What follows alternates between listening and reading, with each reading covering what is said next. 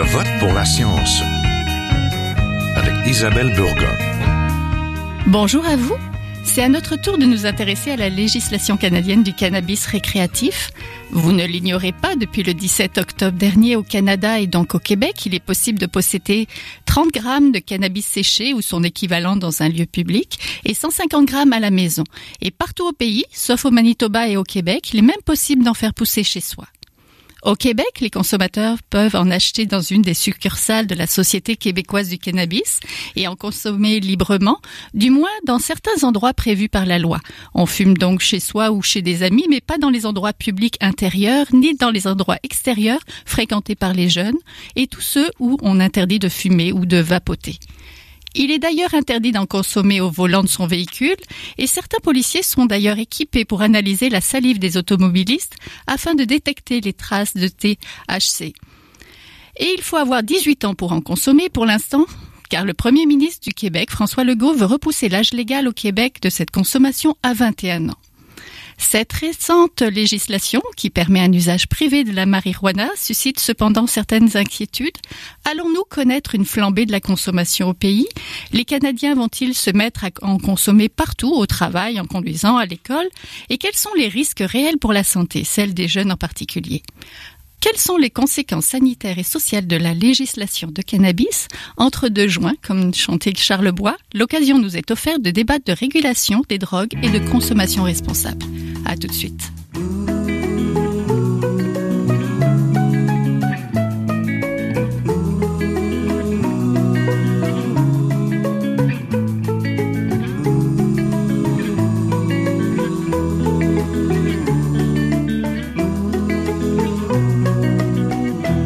Pour parler de législation et de consommation du cannabis, nous avons avec nous aujourd'hui Jean-Sébastien Fallu, professeur à l'école de psychoéducation à l'Université de Montréal et spécialiste de la prévention de la toxicomanie. Bonjour. Bonjour. Nous avons aussi le docteur David Martin-Milot, médecin spécialiste en santé publique et médecine préventive au Canada et cofondateur des Jeunes médecins pour la santé publique. Bonjour. Bonjour. Donc, commençons à parler de consommation. Est-ce qu'il y a un risque réel de flambée de la consommation? De flambée? Oui. D'augmentation? Ben, il y a toujours un risque, associé particulièrement à un modèle de commercialisation, de promotion, d'un style de vie, des substances. C'est certain que si on avait des annonces à la télé et des publicités sur les panneaux réclames qui nous vendaient l'idée que pour être cool et accepté socialement, fallait consommer, on pourrait voir une flambée, mais c'est vraiment pas vers ça qu'on s'en va et on s'attend pas, non, à une flambée, si ce n'est qu'une petite augmentation, peut-être par curiosité au départ, mais on s'attend pas à une grande augmentation, même voire probablement dans les mêmes eaux assez stables. Ça dépend des tranches d'âge aussi. Puis les expériences à l'international, même si on a des données qui sont quand même assez récentes, là, on s'entend que c'est quelques années. Entre autres, le modèle de Colorado puis de Washington ont été assez bien étudiés, puis on voit que chez les jeunes, c'est stable. En fait, il n'y a pas eu d'augmentation, ce qui est particulièrement important vu les objectifs de santé publique, là, de protection des jeunes avec la légalisation du cannabis.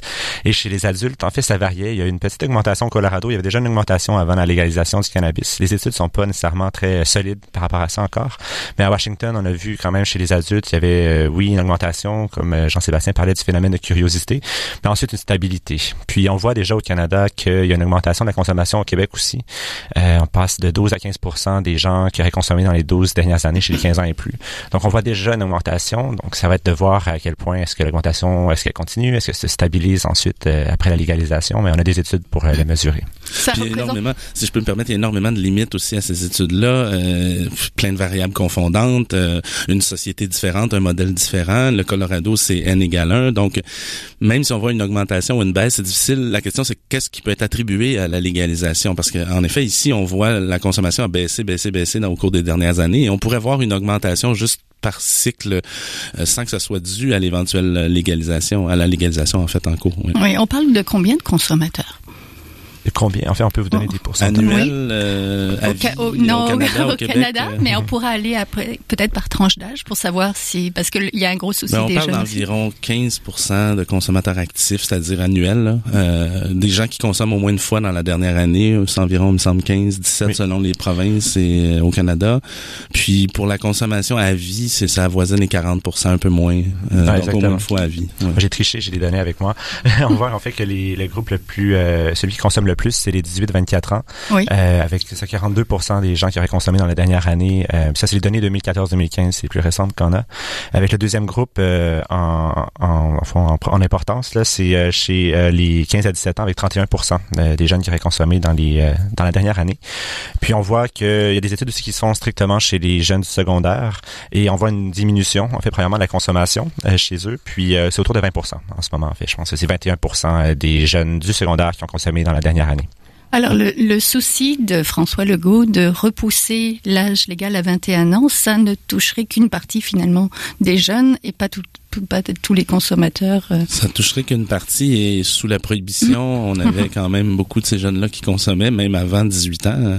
Donc, je suis pas certain qu'une interdiction va être efficace en termes d'empêcher l'usage chez ces jeunes-là, peut-être une minorité, mais il faut regarder l'ensemble du portrait. C'est pas seulement la question de l'usage puis des risques, mais aussi les risques de la prohibition, d'une absence de contrôle de qualité des produits auxquels les jeunes ont accès. Il peut y avoir des pesticides qui ont des effets délétères pour le cerveau, la stigmatisation, la criminalisation de ces jeunes-là, ou en tout cas, peut-être pas criminalisation, mais arrestation, amende, ça a aussi plein de conséquences négatives. Puis c'est surfait aussi les risques au niveau du cerveau, là. Il y a de la théorie là-dedans, mais les données empiriques sont pas mal contradictoires à partir d'un certain âge. C'est plutôt avant 17-16 ans qu'on voit un consensus entre les données pour des effets potentiels sur les cognitions. Donc même cet argument-là, il tient pas vraiment la route. Docteur Milo, la santé des jeunes, est-ce que... Oui, en effet, comme le disait mon collègue, il faut pas seulement mettre l'accent sur une conséquence possible chez une minorité des personnes qui consomment le cannabis, qui est par exemple les psychoses ou les risques qu'il y a sur le développement du cerveau. On vient de dire les statistiques. En fait, il y a beaucoup de jeunes qui consomment de manière exploratoire. Et nous, en fait, quand on voit en santé publique, quand on voit le gouvernement qui décide ou qui veut passer de 18 à 21 ans, on trouve ça extrêmement triste parce que, bon, premièrement, ça va à l'encontre du consensus il y a eu un processus de consultation énorme au Québec. On est vraiment fiers. On était même surpris de l'ampleur de ce phénomène de consultation-là, dans lequel ont participé des experts, mais aussi a participé de la population. Donc, pourquoi changer les recommandations quand déjà la population elle-même, informée des experts, avait décidé d'un 18 ans? Mais aussi, il faut garder en tête que nous, en santé publique, pour tous nos outils de prévention, toute l'approche qu'on peut avoir, on était déjà bloqué avec la prohibition, mais ça nous enlève un accès aux jeunes de 18 à 21 ans. Puis on sait que les plus grands consommateurs, je viens de le dire, c'est les 18 à 24 ans. Alors, il y a un pan de la population où ils consomment beaucoup, qu'on peut même pas, en fait, avoir accès à ces personnes-là. De différentes manières, oui, bon, par nos programmes, on va pouvoir continuer de parler de cannabis, mais entre autres, on a vu que dans les SQDC, il y a des personnes qui ont été formées pour conseiller les personnes qui consomment. Peu importe leur profil de consommation, ces personnes-là n'auront pas accès à ces informations-là, en plus de peut-être prendre leur cannabis sur le marché noir. Parlons justement de crainte par rapport à la santé ou à la consommation. C'est quoi les principaux enjeux de cette consommation-là? D'abord, c'est le risque de dépendance au sens psychiatrique du terme, là, qui concerne environ 9% des personnes, puis on va jusqu'à 15-16% quand c'est initié à l'adolescence, ce qui est, soit dit en passant, moins que l'alcool. On pourrait faire beaucoup de parallèles avec l'alcool, notamment sur l'âge d'accès, mais il y a ces risques-là. Il y a des risques aussi, quand même d'accidents, même s'ils sont moins importants qu'avec l'alcool, encore une fois, mais ils sont là.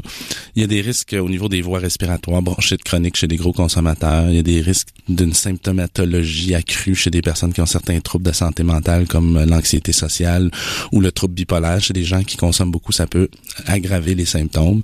Il y a évidemment des risques de psychose toxique dus à la consommation. Ça, c'est indépendant de la schizophrénie. Le cannabis ne semble pas causer la schizophrénie, mais pourrait déclencher plus rapidement, avoir des symptômes aussi plus importants chez des personnes qui étaient déjà prédisposées.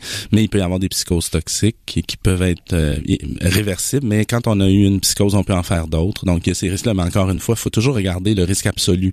C'est quand même des événements très rares. Le plus probable, c'est probablement justement la dépendance, qui est quand même une personne sur 10 environ. Oui, docteur Milou? Oui, peut-être d'autres risques aussi. On peut penser aux femmes enceintes, entre autres. Donc, la consommation pendant la grossesse n'est pas recommandée. Les études qu'on a jusqu'à maintenant ont montré qu'il y avait un risque d'avoir un enfant de petit poids à la naissance.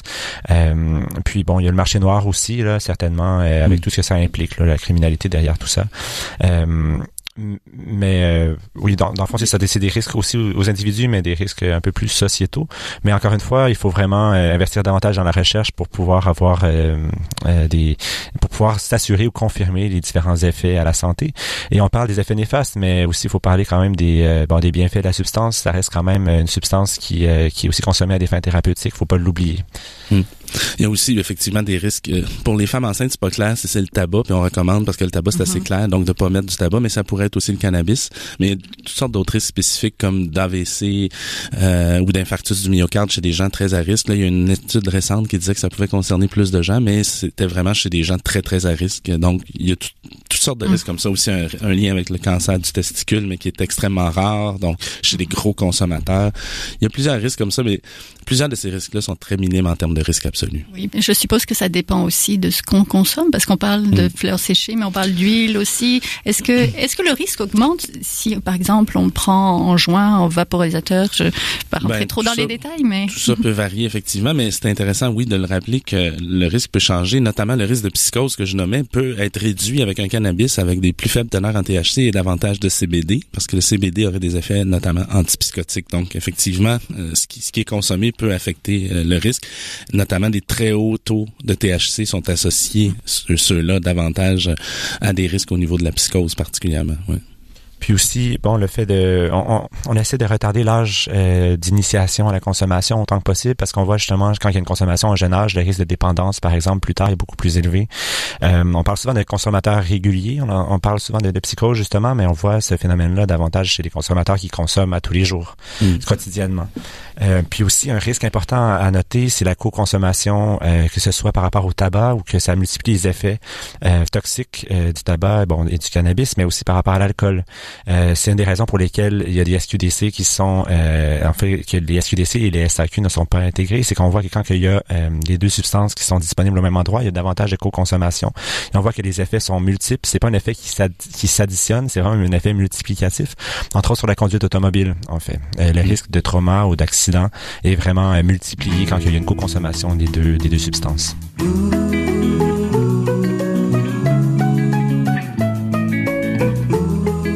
Vous êtes toujours à Je vote pour la science, là où la science rencontre la politique, une émission produite par l'agence Science Presse. Vous pouvez visiter son site internet au sciencepresse.qc.ca.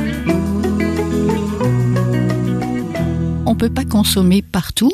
Puis il y a des gens qui regrettent maintenant, qui disent que la décriminalisation a justement peut-être renforcé un peu le contrôle là-dessus. On peut pas le consommer dans un endroit public, on peut pas consommer en voiture. Comment on mesure cette consommation-là? Je sais que certains policiers ont été formés pour justement essayer par la salive de... Là, il y a plusieurs aspects dans ça.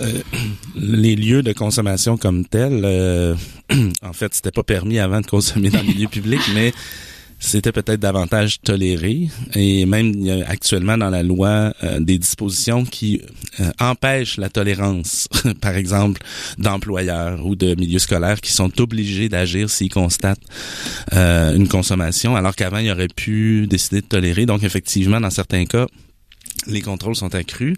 Moi, je crains aussi le fait que monter un dossier criminel pour aller en cours pour un policier, c'est très lourd. Et il se faisait dire par le procureur, écoute, arrête d'engorger le système avec des cas de possession. Alors que là, une contravention, ça prend 2 minutes à donner et ça fait une rentrée d'argent. Donc, il y a un risque d'intervention accrue de la police. Ça va dépendre des corps policiers. La ville de Montréal semble très, zen par rapport à ça, mais c'est pas le cas de tous les corps policiers. Évidemment, qui reçoit les contraventions, c'est très discriminatoire dans l'application. Ce sont les gens sur la rue, les jeunes, les marginaux, les gens qui ont des problèmes de santé mentale. Donc, il y a un risque que les personnes impactées davantage par la prohibition soient encore impactées par la légalisation.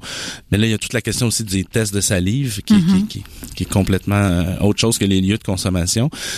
Ça aussi, c'est plein de limites. On voudrait avoir un test comme avec l'alcool qui, soit dit en passant, n'est pas parfait. Quelqu'un qui consomme de l'alcool quotidiennement, qui est à 0.09, est certainement plus apte à conduire un véhicule que quelqu'un qui en consomme jamais à 0.07. C'est comme ça, on a tranché.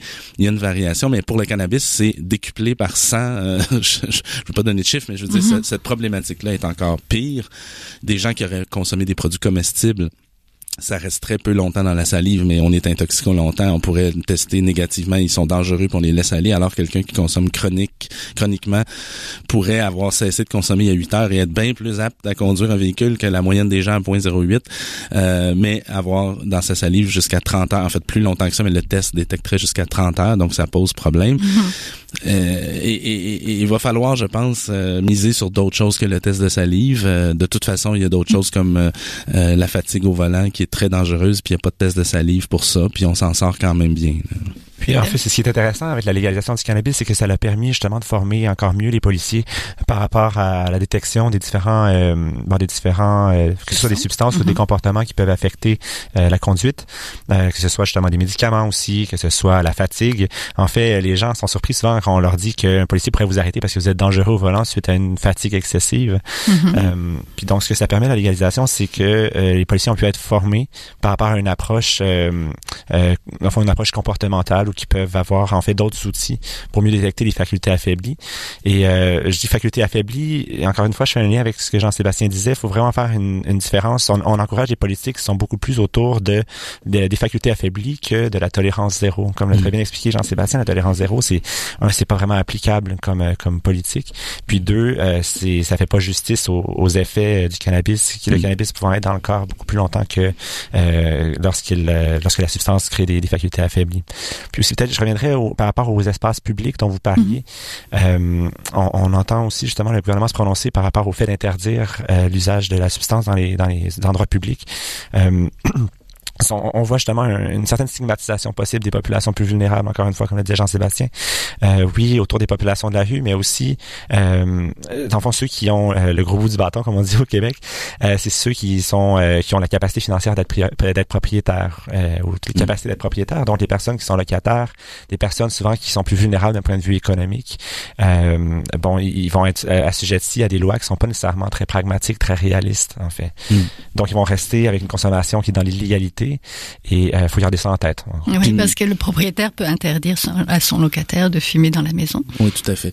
Et puis même les associations de défense là au niveau du tabac disent on a sorti la fumée des résidences, puis là vous allez obliger les gens à retourner fumer, s'intoxiquer eux et leurs enfants à l'intérieur. Et ça n'a pas de bon sens. Il va falloir trouver des solutions parce que là, pour l'instant, il y a plusieurs personnes qui peuvent consommer nulle part. Puis on fait aussi le parallèle avec l'alcool en disant, ça est toxique comme l'alcool. Premièrement, l'alcool peut être consommé à plusieurs endroits, incluant chez soi. Personne ne peut nous interdire de consommer chez soi. Et il y a des bars, des restaurants. Puis, l'alcool trouble pas mal plus l'ordre public que le cannabis, qui a plutôt les effets inverses. Donc, évidemment, on fait le parallèle avec tabac, alcool. C'est ni un ni l'autre, mais je pense qu'en termes de lieu de consommation, ça se rapproche plus du tabac. Est-ce que ça serait une bonne chose de parler de consommation responsable? Est-ce qu'on peut consommer responsablement le cannabis, Dr. Milo? Oui, en fait, il y a certains outils qui ont été créés par rapport à cette consommation responsable-là. Au même titre qu'il y a quand même qu'il y a des lignes directrices par rapport à une consommation à faible risque ou à moindre risque par rapport à l'alcool. On voit, par exemple, on sait, par exemple, qu'il faut pas utiliser le cannabis avant de conduire. Donc, c'est trouver une personne qui va conduire à notre place ou prendre le taxi ou le transport en commun. Choisir le moment aussi de la consommation, si jamais on consomme. Donc, de le faire après en fin de journée, par exemple, plutôt qu'en début de journée, parce qu'on voit que justement ça peut nous ralentir, ça peut avoir des effets sur notre concentration. Trouver nos limites, donc de savoir quel type de substance nous fait effet, donc par rapport à la teneur en THC ou par rapport au cannabidiol aussi.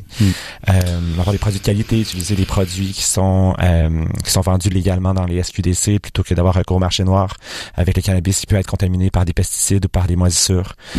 D'utiliser des modes de consommation qui sont à moindre risque aussi, par exemple de vapoter plutôt que de fumer. Le cannabis, on voit que c'est à moindre risque. D'être respectueux avec les autres aussi. On parlait de fumée secondaire, donc de vaporiser encore une fois plutôt que de fumer, ou même d'envoyer la fumée dans le visage des autres. Donc ça reste quand même des comportements qu'on peut avoir qui sont moins dérangeants pour les autres. Donc qui diminuent les nuisances qui sont liées au cannabis au-delà des effets. C'est un avantage de la légalisation. On n'a jamais tant parlé de réduction des méfaits parce que c'est ce que c'est.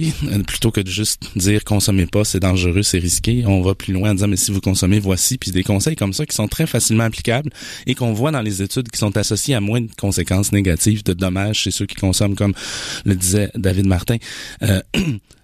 choisir le bon moment et le bon état, ou le moins mauvais moment, en tout cas le moins mauvais moment et le moins mauvais état, et commencer tranquillement, aller lentement pour voir comment on réagit. C'est super important. Ça, c'est des choses qui pourtant sont admises dans notre société pour, là, on vient de passer l'Halloween, là. À l'Halloween, on dit pas, parce qu'il y a des enfants qui se font écraser, passez pas l'Halloween, c'est dangereux, ça tue les enfants. On dit, voici des conseils de réduction des méfaits, portez des maquillages plutôt que des masques, des vêtements courts, accompagner les enfants, des choses comme ça, soyez visibles, vérifiez les bonbons. Mais ça, c'est des conseils de réduction des méfaits. Mais c'est exactement ça qu'il faut aussi appliquer à la consommation de cannabis. Puis, attention, certains aussi disent, vous faites la promotion de la substance quand vous dites tout ça. Mais les études démontrent que non. En fait, puis c'est pour ça qu'il y a une distinction dans la loi entre la promotion commerciale et l'information, en fait. Puis l'information n'est pas lié à une hausse de la consommation, à la hausse d'un comportement qui est aussi risqué soit-il. Il faut le faire, en gros. Puis donc, tout ce qu'on vient de dire, ce n'est pas du tout la promotion, c'est carrément d'informer les gens qui... parce que, en fait, ce qui est optimal, c'est s'il y a une consommation, si consommation il y a, d'avoir une consommation informée.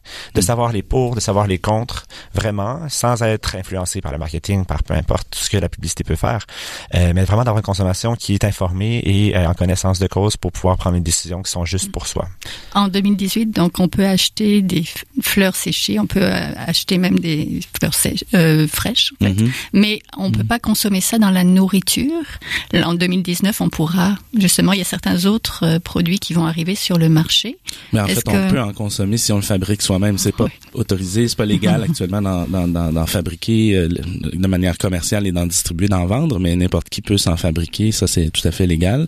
D'ailleurs, à l'ancienne Lorette, on veut interdire les produits comestibles dans les parcs. Je trouve ça justement un bel exemple de règlement complètement inapplicable, là, parce que comment faire la différence entre un muffin et un muffin aux potes. Mais les autres produits, les produits comestibles, effectivement, sont prévus à être légalisés pour octobre 2019. Le gouvernement, suite aux expériences du Colorado où il y a eu des petits dérapages, pas nécessairement à cause du produit, mais à cause du manque d'éducation et d'information aux consommateurs, là, parce que ça prend beaucoup plus de temps à agir. Les gens ne savaient pas, redosaient ou laissaient traîner un morceau de chocolat au THC. N'importe qui peut penser que c'est du chocolat bien ordinaire. Un enfant peut ramasser ça et manger ça. Donc, le gouvernement a décidé de remettre plus tard pour mieux gérer l'arrivée de ces produits-là, puis probablement, j'espère, faire de l'éducation, parce que le produit en tant que tel, le mode de consommation est un des plus sécuritaires, mais il y a des enjeux de dosage, effectivement, des enjeux aussi d'éducation. Peut-être pour revenir à nos conseils de consommation responsable, en fait, on voit que pour le cannabis qui se prend par ingestion, donc par la bouche, les effets arrivent un peu plus tard et ils sont plus longs. Donc, les intoxications qu'on a pu voir, entre autres, au Colorado, il y avait certains exemples, c'est que c'était des personnes qui consommaient, voyaient pas l'effet comme ils sont habitués de le voir, par exemple, quand ils consomment d'une autre manière, puis en prennent plus, parce qu'ils disaient qu'il n'y a pas eu d'effet encore. Et puis, paf, quand l'effet arrive, bon, mais ça y est, puis pour plus longtemps. Donc, pour les gens qui décident de consommer de manière ingérée, c'est d'attendre de voir les effets, en fait, avant de prendre une autre dose, puis de bien connaître qu'est-ce qu'il y a vraiment dans les produits qu'ils consomment. Oui, ça, c'est un bel exemple aussi quand on donne des consignes, pas prendre le volant à moins de 5 heures après avoir consommé. Mais pour les produits comestibles, c'est beaucoup plus long que ça. Ou aller travailler. Quand on donne des plages de temps, ça dépend du mode de consommation. C'est très lié au mode de consommation, la durée des effets. Oui, merci beaucoup. Donc, on était en compagnie de Jean-Sébastien Fallu, professeur à l'école de psychoéducation de l'Université de Montréal et spécialiste de prévention de la toxicomanie, et le docteur David Martin-Milot, médecin spécialiste en santé publique et médecine préventive au Canada et cofondateur des Jeunes médecins pour la santé publique. Merci.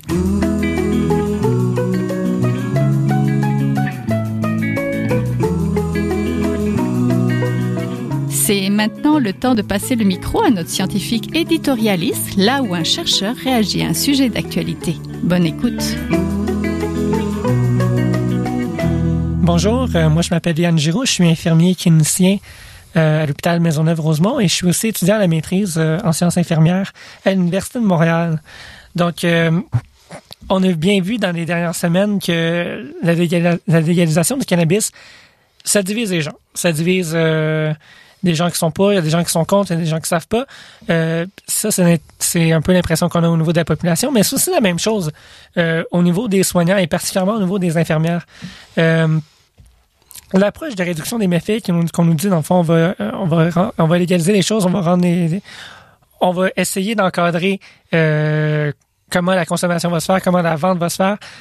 Cette approche-là, c'est relativement nouveau au niveau de la science et c'est relativement encore plus nouveau au niveau de la pratique infirmière en soi. Donc, il y a des gens qui sont très ouverts, il y a des gens qui le sont pas vraiment. Et il y a des gens qui sont un peu dans le milieu qui savent pas quoi en penser.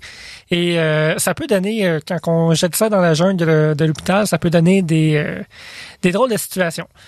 Par exemple, on a un corps de travail, par exemple, de soir qui nous dit, c'est des gens habituellement qui sont plus jeunes, des gens qui ont peut-être, qui en ont peut-être même consommé dans leur jeunesse un peu plus tôt. Puis c'est des gens qui l'ont peut-être vu aussi dans leur formation, soit universitaire ou soit au niveau du cégep. Donc, c'est des gens qui sont plus ouverts à ça, versus peut-être des gens, et là, je m'excuse, c'est un peu un générationniste que je vais faire, mais des gens de jour, que c'est peut-être des gens qui ont plus d'expérience, que ça fait plus longtemps qui sont en poste, et que là, l'ouverture, ça fait moins parce que la formation, on n'en parlait pas dans le temps qu'elles sont devenues infirmières. Donc, imaginons, le soir, on a un patient qui est admis, puis il nous dit, je m'en vais fumer un joint en bas. Et l'infirmière dit oui, pas de problème, on se reprend tantôt, tout ça, et que finalement, ça se passe dans un endroit qui est relativement encadré en parlant d'hôpital, et que là, le lendemain matin, la même patiente se présente au poste des infirmières et dit, je m'en vais fumer mon joint en bas, et que là, oups, ça passe pas.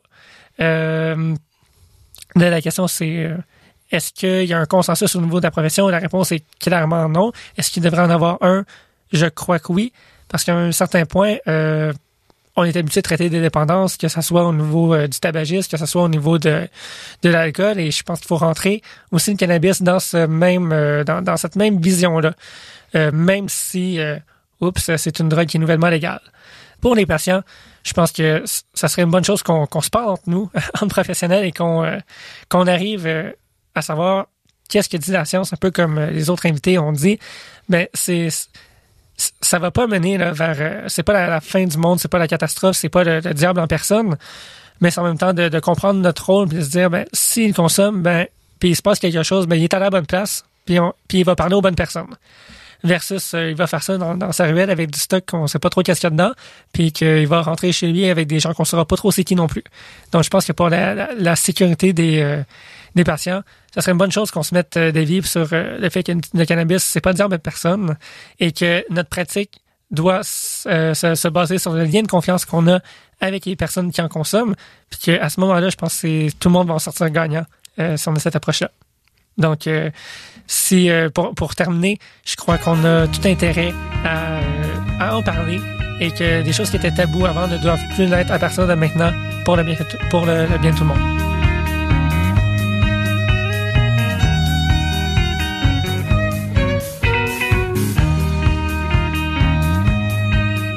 C'est tout pour cette semaine. Je vote pour la science est une production de l'agence Science Presse avec Radio VM, à la régie Daniel Fortin, à la réalisation de l'émission et au micro Isabelle Burguin. Si vous voulez réécouter cette émission, nous avons des rediffusions à l'antenne de Radio VM.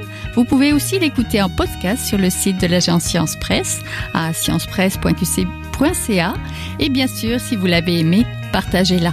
À la semaine prochaine. Jin Jiahua est un chercheur typique de ceux pour qui les progrès de la bioinformatique ont préséance sur le sens biologique, et pour qui la grosse science constitue la seule logique. On y parle de génome, de transcriptome